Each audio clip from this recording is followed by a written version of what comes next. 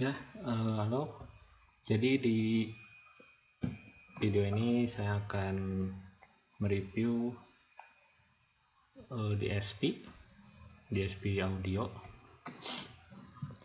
Ini saya bikin sekitar kisaran 2 atau 3 bulan yang lalu sampai sekarang, karena ya setiap hari juga saya kerjain, dan ini tuh belum 100%, jadi masih butuh dikembangin lagi kayak gitu. Nah, bagian depannya tuh seperti ini panel depannya. Oh ya, ini cetak pakai 3D print ya, kayak gini. Niatnya sih saya mau ganti panel depannya ini karena waktu itu tempat dimana saya ngeprintnya gagal ini, jadi ya nanti saya ganti ini bagian panel depan ininya kayak gitu nih. Oke, jadi ini panelnya kayak gini. Nah, saya sebutin yang di ini buat monitor, ini tuh buat ke headphone atau headset lah ya. Dia itu outputnya itu bisa sampai 80 miliwatt kalau nggak salah ya, sampai 80 miliwatt. Yang atas stereo, yang bawah mono. Itu dia bisa sampai 80 miliwatt, terus 32 ohm kalau nggak salah. Dia menggunakan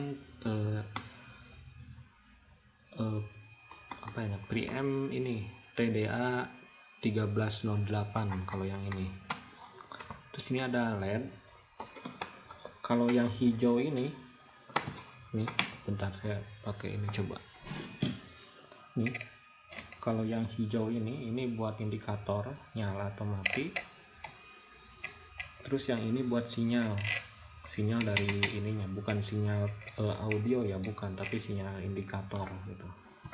Dan ini potensial buat ngatur ini, buat ngatur volume di sini. Ini digital ya bro, tuh dia nggak ada habisnya, ini digital. Ini layar karakter LCD 1602 atau 16x2. Nah, di sini ada 3 tombol.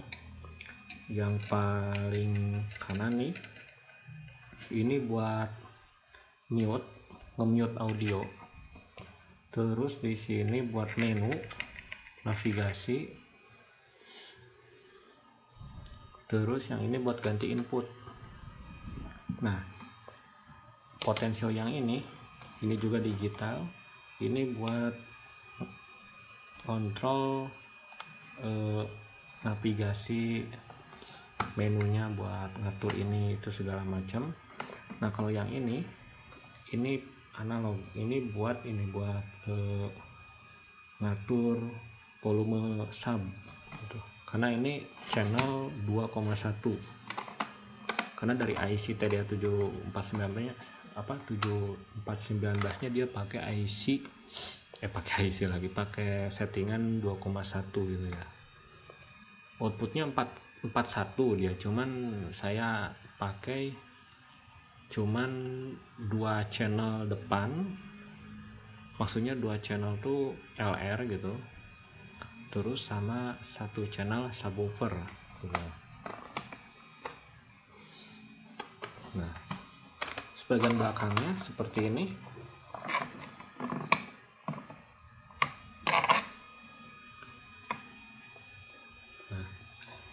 Di sini saklar,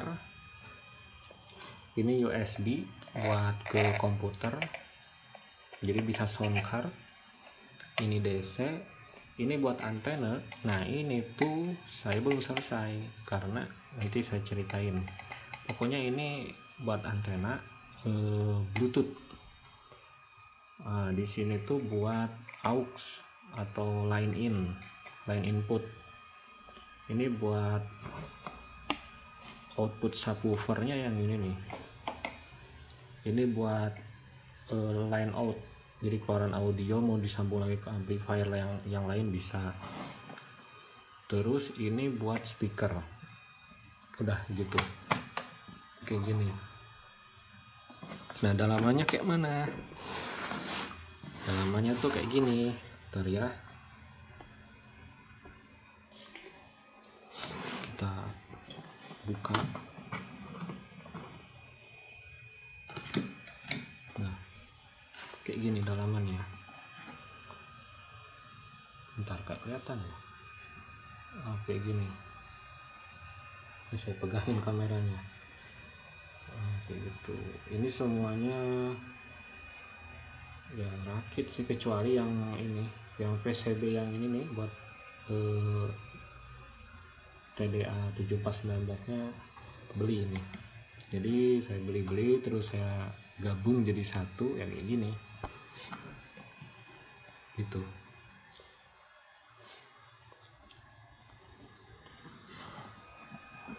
Ini buat otak utamanya tuh di sini. Ini pakai nano. Kemarin tuh saya pakai yang satunya lagi, yang bagus lah kalau menurut saya, yang LGT8F 328 yang mirip dengan ini nano, cuman itu lebih upgrade sedikit gitu. Cuman yang LGT itu dia IC-nya ada yang kebakar, jadi beberapa GPIO-nya dia ini gak ada yang jalan gitu ya, jadi pakai yang ini lagi aja gitu. Terus ini IC audionya itu DSP-nya di sini, dan untuk IC ini atau buat headphone ini ada di bagian bawah kayak gitu. Nah, yang di atas ini, bentar, kelihatan gak ya? Nggak kelihatan ya, bentar. Nah, itu yang ini, itu TDA 8425. Nah, ini buat kontrol si headphone atau headset ini, monitor lah kita nyebutnya. Nih buat di sini kayak gitu. Nah, sebelah sini ini tuh buat Bluetooth. Jadi Bluetoothnya itu saya menggunakan ISP32. Nah, cuman karena saya belum menyelesaikan codingannya, karena saya mau bikin agak kompleks sedikit buat codingannya gitu. Jadi yang ini tuh saya belum dikerjain lagi gitu. Jadi yang lainnya aja dulu, kayak codingan buat utamanya buat di sini gitu. Kalau yang ISP belum. Tuh. Bentar, saya ambil dulu ISP-nya.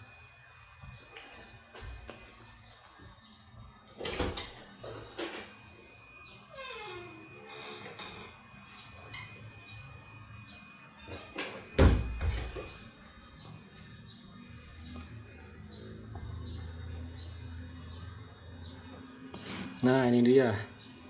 Ini saya pakai ISP 32 yang WROM. Ya, kita nyebutnya WROM ya kalau nggak salah. Ini tuh ya anggaplah yang versi standarnya lah, karena ada lagi ISP 32 yang rover kalau nggak salah namanya rover. Jadi kalau yang rover tuh dia ada apa ya, PS RAM-nya itu. Jadi buat gede PS RAM-nya itu kisaran 4 atau 8 MB gitu. Nah, karena ini yang ada cuma ini gitu, jadi ya saya pakai yang ini buat penerima Bluetooth-nya gitu. Jadi ini dipasang ke sini gitu. Nah, tuh pasang kayak gini. Nanti saya dimodif bagian sininya, saya modif buat sini ke antena ini. yang di belakang gitu. Cuman ini codingannya belum selesai tuh, jadi saya kesampingkan dulu, nanti saya selesaikan kalau misalnya ya ada waktu lah, karena kalau ngoding itu emang agak gimana ya, agak makan waktu banyak gitu. Ya gitulah ya. Oke, sekarang kita nyalakan. Ini ada 12 volt DC, hubungkan ke sini kayak gitu. Bentar, kabelnya. Oke, kita nyalakan. Bismillah.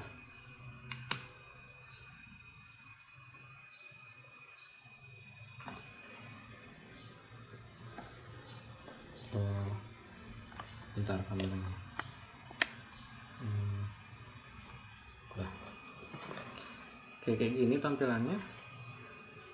Nah, ini ada tampilan screen savernya lah. Kalau misalnya tidak ada aktivitas nih, misalnya saya nggak ngetain volume yang manapun, dia ada di sini.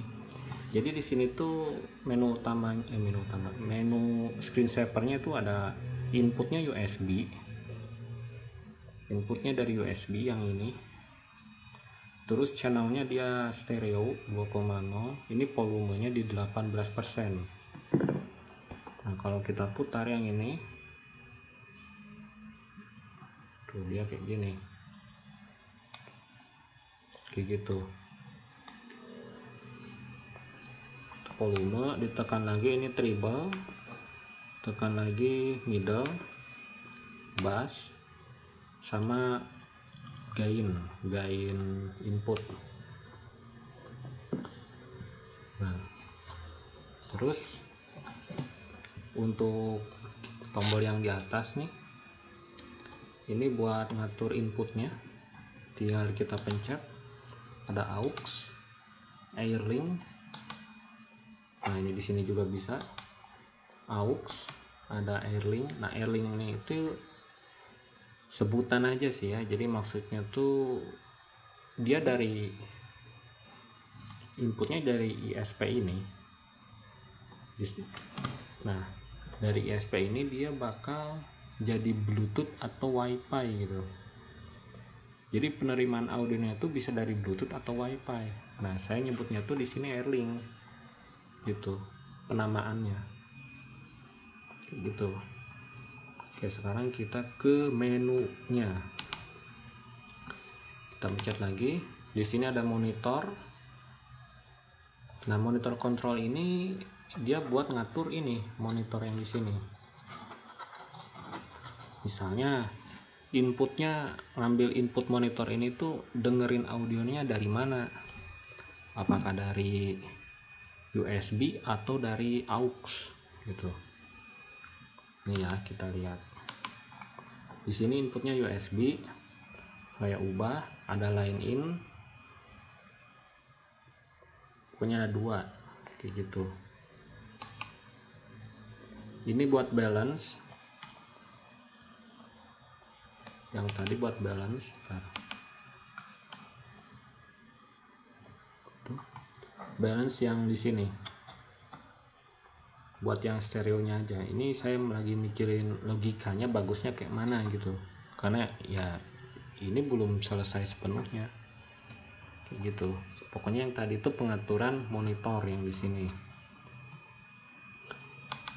Nah, kita masuk lagi. Di sini ada load control, frekuensinya di 800, high boost, smooth step, frekuensinya bisa flat 400, 800, 2400 gitu. Ini tuh frekuensi ini apa, yang nada rendah itu dikuatin gitu, maksudnya tuh kayak nada rendah tuh di boost gitu, jadi besar suaranya tuh. Nah saya tuh tadi mainnya di 800 karena 800 enak bro.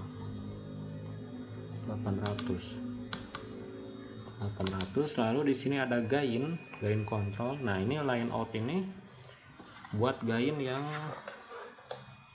di sini ini. Ini buat line out yang ini, line out sorry line out yang ini ya, input gitu.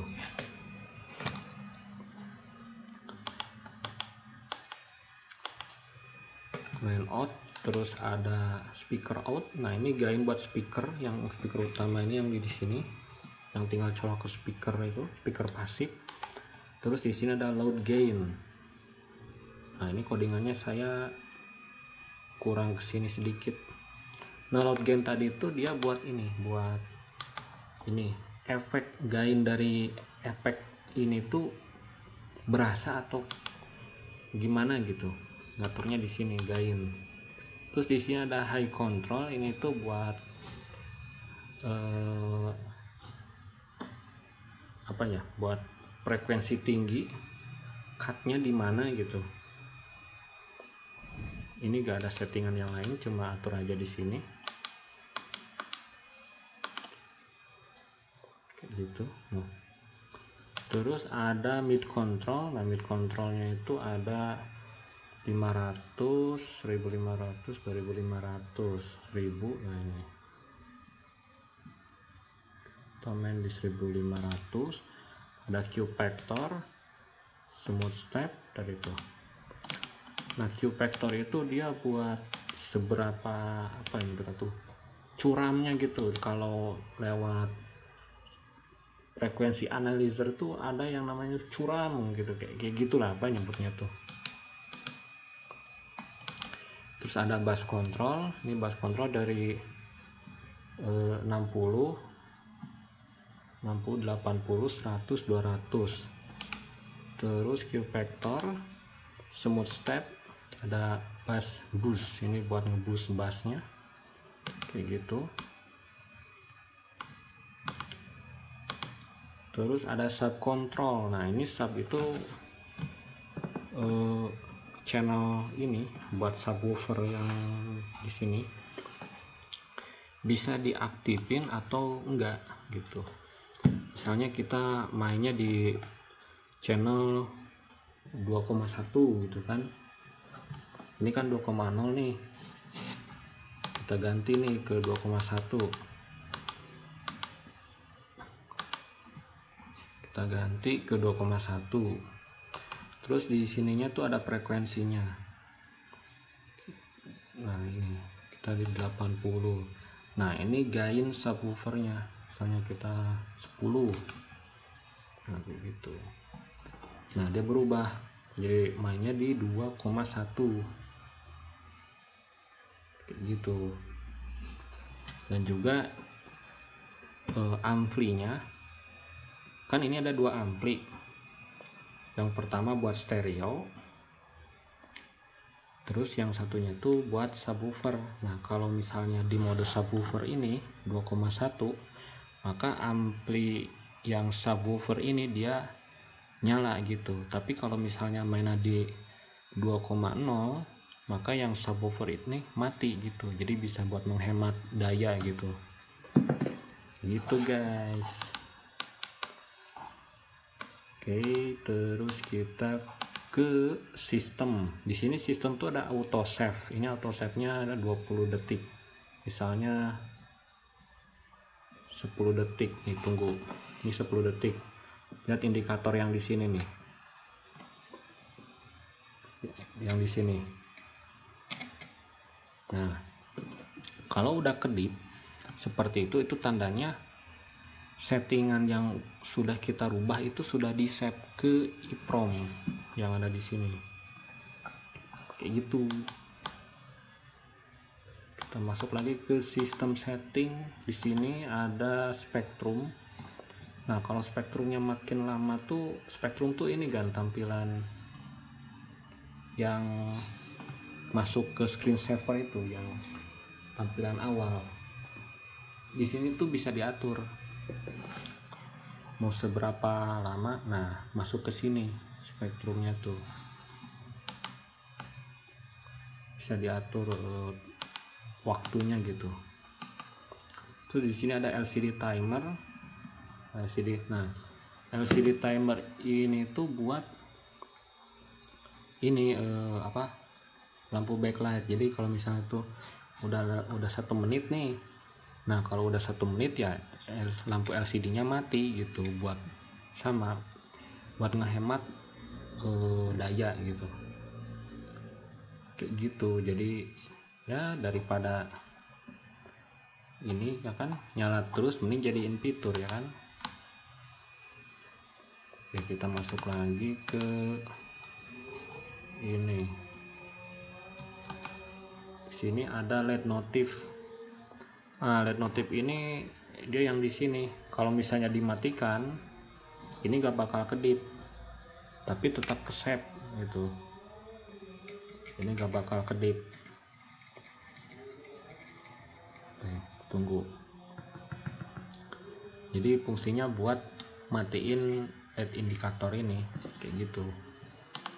Sekarang kita nyalakan lagi. LED notif on, tuh dia nyala. Nah ini Airlink tuh ini. Jadi dari Arduino yang master ini, dia akan mengirim perintah ke sini. Jadi di ISP ini tuh ada 2 fungsi, bisa jadi Bluetooth atau WiFi gitu. Nah triggernya tuh dari sini, jadi dia akan ngirim sinyal, aktifin mode Bluetooth dong, kan kayak gitu. Nanti dia bakal ke mode Bluetooth kayak gitu. Begitupun mode WiFi-nya kayak gitu. Kita masuk lagi ke sistem udah gak ada. Nah ini ada status sistem, di sini voltage-nya di 12 volt. Adaptor yang saya gunakan 12 volt. Ada temperatur si sistemnya ini 33. Ini gak ada lagi. Lanjut lagi, di sini ada about system, modelnya AG160D. Maksudnya AG160D itu AG itu Agisna, 160 itu 160 watt, D itu maksudnya DSP gitu. Firmware versi 5 kayak gitu. Udah, jadi menunya cuma segitu saja tuh. Udah, ya kembali lagi. Nah yang ini buat mute, ini saya tekan, lampu nyala terus karena ini mute, tekan lagi. Nah kembali lagi kayak gitu. Nah terus bagaimana cara mengatur monitor yang di sini? Gimana caranya? Putar aja ini. Nah level tuh volume, ini volume monitor, tekan treble monitor, tekan lagi bass. Nah kayak gitu, ini volumenya kayak gitu. Nah, udah kayak gini doang, jadi fiturnya kayak gitu. Dan ini tuh belum selesai. Oke ya, untuk suara nantilah ya kita tes, ini cuma ngetes fiturnya aja. Yang jelas ini belum selesai karena pasti ada sedikit yang kurang gitu ya, karena entah codingannya atau ya namanya juga rakitan lah ya, pasti nggak bakal sempurna kayak pabrikan. Oke, jadi sekian dan terima kasih udah nonton. Sampai jumpa di video selanjutnya.